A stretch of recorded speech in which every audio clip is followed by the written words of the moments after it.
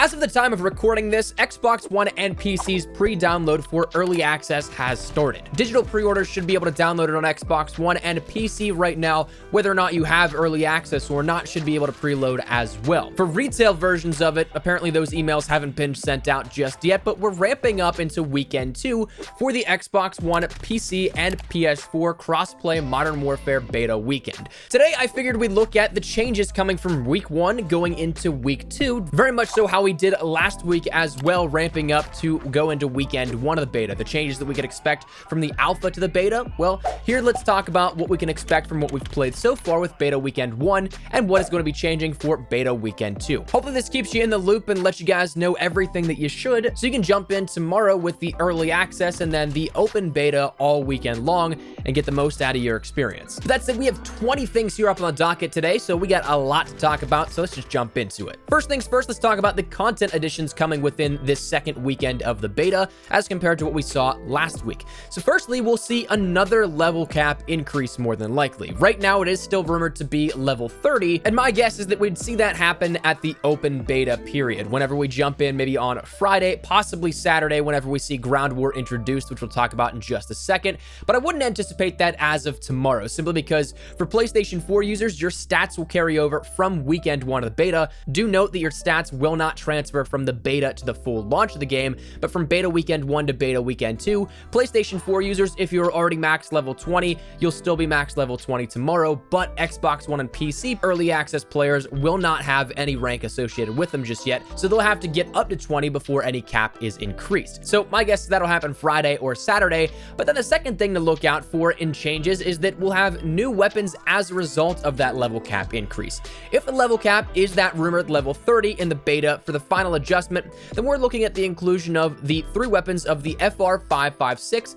Outside of that default class, you can play around with it, but with the level cap increase, you'll be able to fully customize it to your liking. Then you'll end up seeing the Odin introduced and the MK2 carbine, or Mark II carbine. Ultimately, it's nothing more than what we've already seen in the alpha and have gotten a little time to play with already, but this time around, we'll end up, of course, having full customization options with these weapons up until, say, level 30 for that weapon rank. Things like your rifles that you may want to try out, like the Kilo 141 or the ACR, the FAL, the FN Scar, your other weapons like the P90, the Bison, the Dragunov, and more, those won't be accessible until the full launch of the game, so that tease of seeing them there will unfortunately still persist, but as it stands, you won't have access to those weapons. Third thing up on the list of changes, though, is that we'll have Ground War 32v32 introduced. That's coming on the 21st, that being Saturday, so you'll have about 2.5 days or so here at that, all of Saturday, all of Sunday, and then up until 10 a.m. Pacific Standard Time on Monday when the beta will close. That's going to be something that is brand new to literally everybody. Press and influencers, we haven't even played this kind of stuff. Back in May at the Behind Closed Doors event that we had at Infinity Ward, we played 10v10. At the Reveal event, we played 20v20, but we haven't played 32v32, so I'm very much so looking forward to jumping in with you guys and experiencing this firsthand, so we'll see that come later this weekend also. Additionally, another change here is that because of 32v32, we'll have a brand new map introduced into that playlist. This map will be exclusive to 32v32, as we've seen with other maps so far. Azir Cave is not going to be anything where you see 10v10 or 20v20 or anything like that on that map. Raid isn't something where you're going to see 20v20 or 6v6 play on that, and so on and so forth. We've seen this pattern already happen so far, so the map Karst River Quarry, which is going to be 32v32, will only be for 32v32. Another content addition and change here coming from weekend 1 to weekend 2 deals again with 32v32, the fact that we're going to have a brand new game mode probably introduced here at this one for the first time in Call of Duty's history. 5-flag domination is something that we played on 20v20 and is also something that in the promotional imagery we see is going to be returning for 32v32 coming later this weekend. So in terms of game modes for what I'd expect on 32v32, what we played out of the Reveal event was 20v20, and we had TDM and domination of that, the 5-flag domination, not just 3 flags. So I'd imagine that that is upscaled to be 32v32 also, where those are the 2 main game modes that we may see in 32v32, but that's not confirmed or anything at the moment. Then the final change we'll talk about in terms of content additions coming with weekend 2 is that of an actual mini-map change for what we know as of right now. Firstly, the minimap started as being, well, non-existent. We had the color outlines for your teammates. Then we saw that we had an adjustment that added in the minimap, but only showcasing your teammates and no enemy fire. But this time around for weekend 2 and 32v32 only, it seems, we're going to have red dots and enemy fire show up on the minimap also, and vehicles will also show up as well. So that's something that again goes against what we see right now in 10v10, 6v6, and any game modes that we have at the moment, but it's going to be that classic minimap for 32v32. My guess is just because it's going to be so hectic, it's going to be so crazy at times that you're going to need that stuff. Now, let's talk about technical fixes, some things that may be a little bit more boring to think about, but are changes that need to be made and that will be made here coming within this second weekend of the beta. The first one, and probably the biggest one that I at least care for, is that of the Party Up matchmaking fix. For those that played solo, you probably weren't aware of this, but if you ended up jumping into a party, you would play a game and then upon completion, you would jump back into the perpetual searching for a match pre-lobby, where it would search and search and search, but you'd find no games despite it being an open beta with a tremendously large population on the game. The only fix for this was to disband your party and then regroup and matchmake again. Naturally, doing this after every game that you played wasn't necessarily a game-breaking issue, so much so as it was an inconvenience, but regardless was a feature that wasn't working as intended. So this was mentioned to have a fix coming up during the weekend 1 of the beta, and with the issue still persisting up until all the way at the end, one would believe the fix is imminent for weekend 2. So I'd count on a fix coming for that this weekend. Number 8, we're gonna have a fix to those pesky grenades on the doors, specifically those Semtex grenades that would glitch out and you'd end up getting killed by it if you open the door. If you guys haven't experienced it at all, it was something that if somebody threw a Semtex grenade and it hit a door, it would stick there but not explode. So you could end up running past this door multiple times within a minute, 2 minutes, however long it took you to change the position of that door, and the grenade icon would be there, but it just wouldn't explode. That is until you either close the door, busted through the door, or changed the position in any way, shape, or form. At that point, the grenade would blow up and kill the player interacting with it. So that wasn't obviously something that's supposed to happen. You're not supposed to have an infinite fuse time on a Semtex grenade, so that's something that's going to be fixed out here for weekend 2. Additionally, we'll see some fixes with calling cards, specifically country calling cards. 2 in particular, Colombia and Slovakia, ended up having some issues in the beta. Colombia was misspelled, having a U in place of the second O, and the Slovakian flag was labeled as Croatia. Both will be fixed out for the upcoming weekend of play.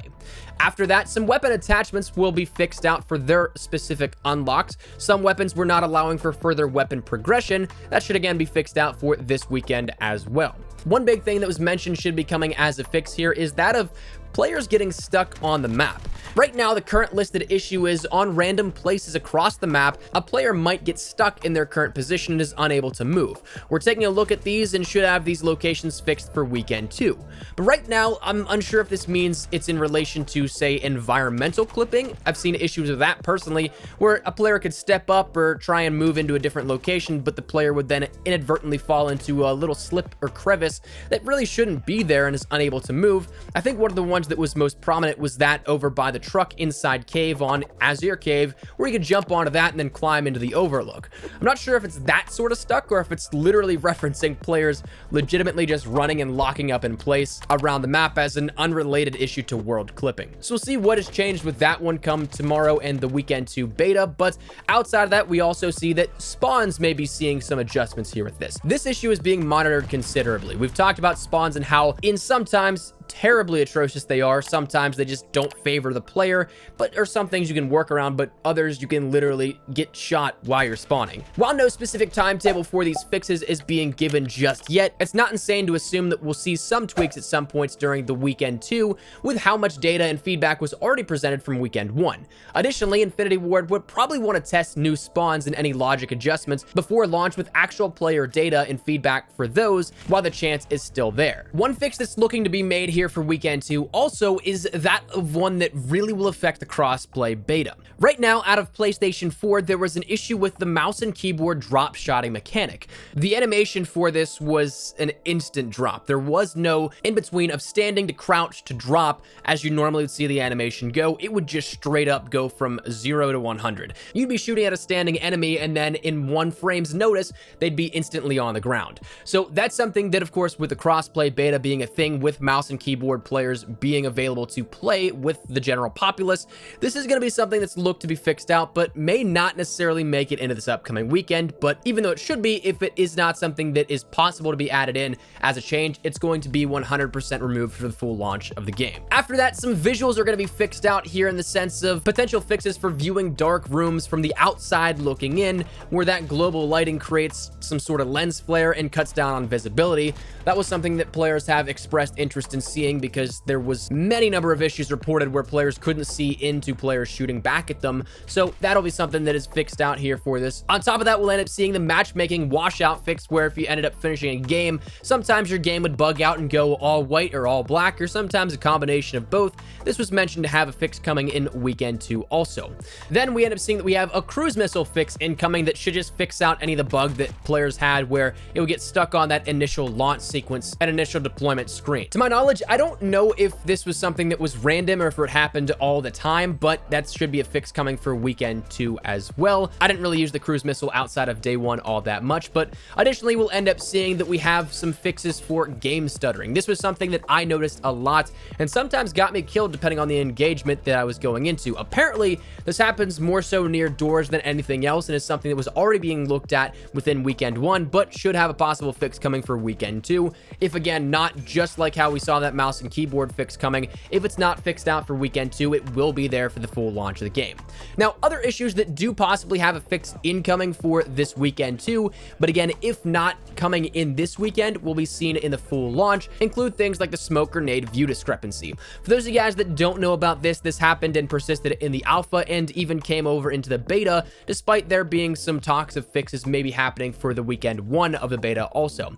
But where you throw a smoke grenade, or if there's any smoke cloud from, say, a cruise missile that may have exploded, something like that, you could in theory have an angle where you can't see through that smoke at all, but somebody that is directly across from you very well could see through it, which again shouldn't happen and comes down to just the global particles and the global smoke rendering. But for whatever reason, there just would be a discrepancy in what player 1 versus player 2 sees. That's something that is already examined. It is something that is already underway for a fix, but again, may not make it in time for weekend 2, but is aimed to be there. Additionally, the smoke effects that people really loved in the alpha that gave that extra level of detail and attention to the aesthetics, that was something that wasn't in beta weekend 1 and is said to be coming upon launch of the game, but may very well see an update here that showcases some of those in game. And the final thing we'll talk about comes down to mantling and leaning visualizations. For those of you guys that like to utilize that posting up mechanic where you can end up decreasing the amount of recoil you have when firing your weapon, that's something that right now it's kind of bugged where it shows a little bit too much of the character model than intended, where if you watch back some kill cams or see some other people's perspectives of the same footage, whereas on your view model only your head and your weapon are looking out. That's something that is mentioned to be fixed and again has potential fixes coming for this weekend, but if not, will be fixed out entirely for the full launch of the game. But ultimately, that is 20 changes here coming from weekend 1 into weekend 2 and beyond for Modern Warfare. So that said, let me know your thoughts in the comments down below. Is there anything in particular that you're hoping is fixed out that we maybe didn't mention here in this video? Anything that you didn't know about that you think that's actually a really good fix here? Whatever it is, feel free to let me know your thoughts in the comments down below. I'm really excited to jump back into the gameplay here at this and experience weekend 2 with everybody, not just my PlayStation 4 friends, but let me know your thoughts in the comments down below. If you enjoyed the video, make sure you drop a like down below, and of course, if you are new to the channel, make sure you guys subscribe so you don't miss a single thing regarding all things Modern Warfare, all things regarding the beta and beyond. We'll keep you guys up to date with all of it. So hit that subscribe button if you guys are new. If you guys also want to follow me over on Twitter and Instagram, those are the best place to get connected outside of YouTube. Probably live on both those if you guys want to strike up a conversation, ask me a question, whatever it may be. The link is down there in the description below. But all of a sudden, as well, thank you guys all so much for watching Modest Espresso. I'll see you guys later. Take care and peace.